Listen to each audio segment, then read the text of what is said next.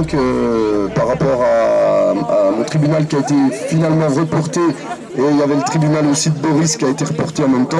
Donc il y avait beaucoup de monde.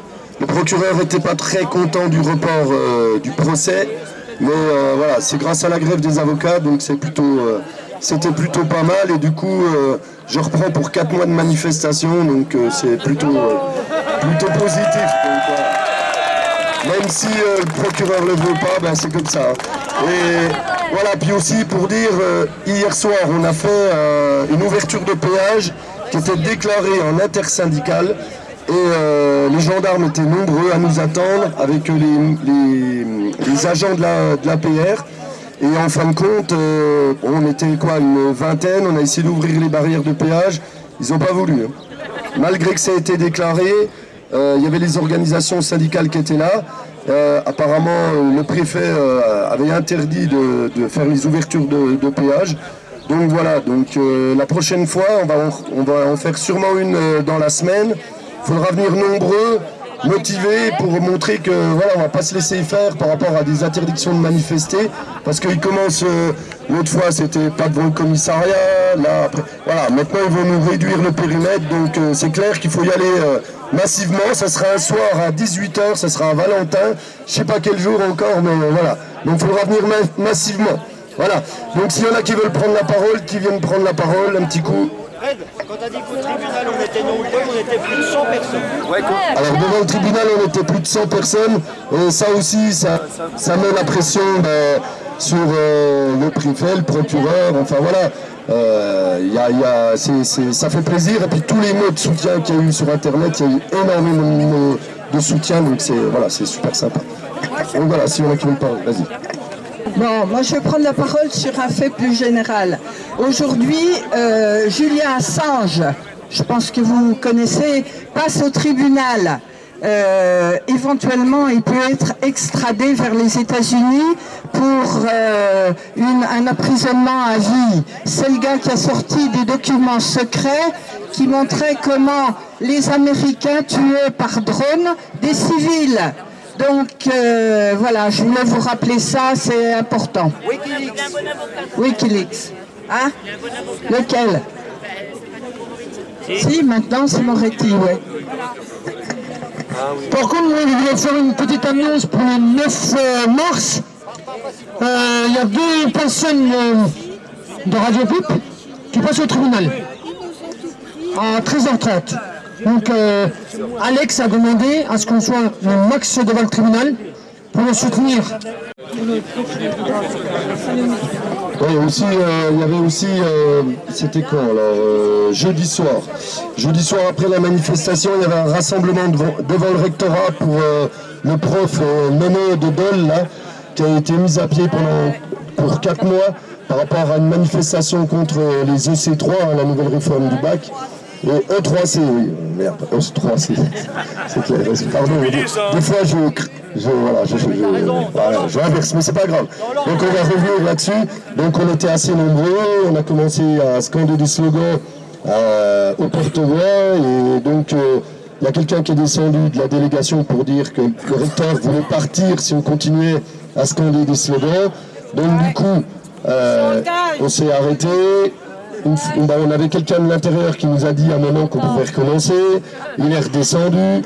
Et du coup, pour le prof, là, en fin de compte, ils disent qu'ils seraient prêts à lever la mise à pied. Mais il faut qu'ils aient des éléments nouveaux. Donc des témoignages de profs ou d'élèves qui vont en sa faveur. Bon, apparemment, ce qui s'est passé, le proviseur a fait un témoignage contre le prof. Puis c'est passé très vite au rectorat, et puis maintenant ils ne savent pas trop comment faire pour sortir, surtout qu'ils voient qu'il y a pas mal de soutien, que la pétition elle a bien marché, et puis elle continue à marcher. Donc voilà, bon, il faut qu'on ait des réponses rapides, mais voilà, donc on a attendu, le recteur est même venu nous dire merci de ne pas avoir scandé des slogans, enfin c'était assez drôle. Juste avant on lui avait dit le recteur à la poubelle, hein, donc voilà. Donc bon, on va être très vigilants sur la suite pour ce prof-là, parce que c'est complètement dégueulasse. C'est un militant qui a 30 années de militantisme derrière lui, pardon. Et en fin de compte, c'était juste pour faire un exemple, voilà. Donc, faut soutenir. c'est hyper important de soutenir les gens qui sont mis à l'index comme ça, juste pour le fait qu'ils manifestent et qu'ils ne sont pas d'accord avec le système mis en place. Voilà. On est resté de 3 heures, de 18h à 21h, pour obtenir enfin des résultats quant à la délégation. Mais ce qui est quand même assez hallucinant, il faut que le prof amène des témoignages qui prouvent qu'il a dit vrai. En gros, c'est à l'accusé d'amener la preuve de son innocence. C'est complètement contraire par rapport au droit français. Ça ressemble beaucoup à l'Inquisition. Exactement le même mode de Mais donc, ce lundi à 18h, Amphicocher, rue Mégévent, Assemblée Générale Citoyenne. Qu'on parle un tout petit peu de calendrier et de perspective. On a donc, j'ai envoyé hier soir, mais je ne sais pas si tous les gilets jaunes sont sur cette liste-là. J'ai envoyé sur la liste gilets jaunes, la Framaliste là. J'ai envoyé un communiqué de l'intersyndicale, de l'Interpro à propos des retraites, de la réforme des retraites. Et donc la prochaine grosse journée d'action qui est prévue, c'est le 31 mars. Ce qui est quand même assez loin. Et donc, les organisations syndicales, elles disent que c'est pour pouvoir préparer correctement les actions prochaines et pouvoir mobiliser un maximum les gens à partir du 31 mars. C'est bien 31 mars 2020. 31 mars 2020. Alors, là-dessus, ça veut dire que quand même, il ne faut pas laisser le terrain vide entre le début mars et le 31. Et ça veut dire qu'il faut s'organiser pour pouvoir occuper le terrain. Et ça veut dire que si on veut en discuter, eh bien, il faut qu'on soit le plus nombreux possible dans les réunions du jeudi soir, qu'on vienne s'exprimer, dire ce qu'on a derrière la tête par rapport à tout ce qu'on pourrait faire. Et puis, quand on veut faire une action, s'engager quelque part à y participer. Parce que hier soir, par exemple, on était une vingtaine, donc c'était pas du tout assez. Les organisations syndicales qui s'étaient engagées à être là, il y en avait que la moitié qui étaient là, pas les autres. Et donc c'est sûr que dans des coups comme ça, on se plante, d'autant plus que le directeur de la PRR, il nous a dans le nez et qui veut interdire les actions dans les péages. Donc il faut que, si on reprévoit une action comme ça, il faut y être en nombre et il faut s'engager à y être en nombre. Voilà, donc prochaine réunion, jeudi soir, c'est le combien 27. On va jouer les Krasuki, on va dire ça. Le 27 février, jeudi soir à la Maison des Syndicats. Ça ne mord pas, hein, vous pouvez venir, 20h. Et 20h le 27 février à la Maison des Syndicats.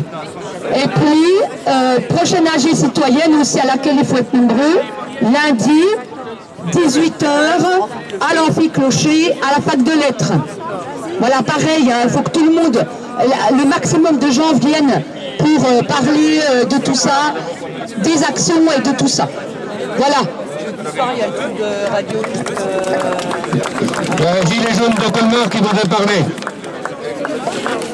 Déjà, bonjour à tous. Donc, ça me fait plaisir d'être parmi vous.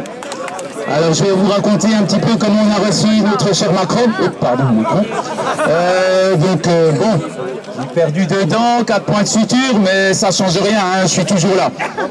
On a été nassé pendant 6 heures. Pendant 6 heures, mais ça ne change rien non plus, on peut toujours venir. Et là, que ce soit à Abzac ou autre, hein, moi je suis originaire de Belfort, mais Colmar aussi. On est tous ensemble et puis c'est tout. Ouais, tous ensemble, ouais, Tous ensemble, ouais Tous ensemble, ouais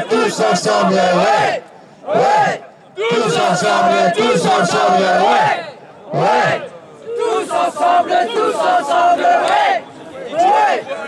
On va les avoir.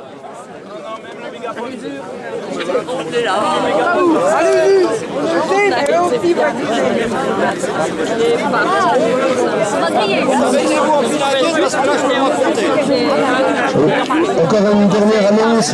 Donc mercredi 26 à 8h, il y a une action par rapport au Pôle emploi, par rapport au journal de suivi des chômeurs qui est en expérimentation sur la Franche-Comté. Donc, ouais, c'est à Planoise, oui, c'est à Planoise. Donc, c'est 8h le mercredi 26 février à Planoise, au Pôle emploi de Planoise. Voilà. Donc, il faudra être nombreux pour dénoncer ce journal de suivi, soi-disant, des chômeurs. On l'avait déjà fait à Tennis, et cette fois, c'est Planoise. Voilà.